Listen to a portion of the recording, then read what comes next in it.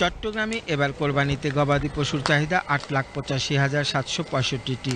এর মধ্যে 5,26,475টি গরু, 71,365টি মহিষ, 1,95,783টি ছাগল, 58,692টি ভেড়া ও অন্যান্য পশু রয়েছে 88টি।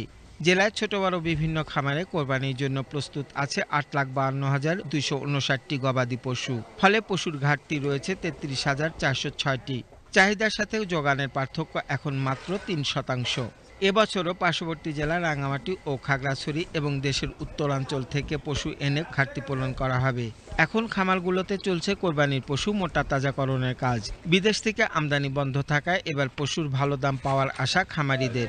সম্পদ মন্ত্রণালয় থেকে আমাদের গিয়ে ডক্টর আছে নিয়মিত, উনি প্রতি সপ্তাহের মধ্যে মিনিমাম একবার দুইবার এসে হলো চেক করে যে গরুগুলোর অসুবিধাগুলো দেখে যায় আর কি। 6 থেকে 7 লাখ টাকার মধ্যে আমরা সর্বোচ্চ রাখছি এবছরে। কোরবানির চাহিদা প্রায় স্থানীয় পশু উৎপাদন দিয়ে মেটানো হবে।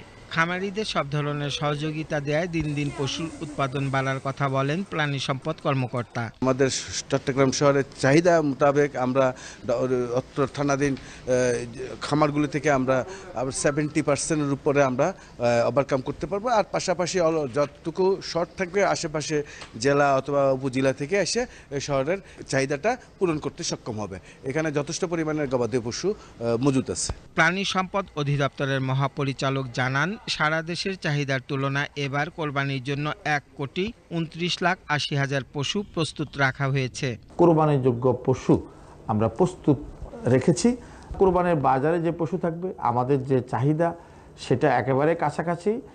সেজন্য আমাদের দেশের বাহির থেকে কোনো পশু আমদানি করার প্রয়োজন নয়, সেটা দৃঢ়তার সাথে আমরা বলেছি। চট্টগ্রামে পশুর খামার রয়েছে 12,000-এর অধিক। খামার ছাড়াও ব্যক্তিগত পর্যায়ে পশু লালন পালন করায় কোরবানিতে বিদেশি পশুর প্রতি নির্ভরশীলতা কমেছে।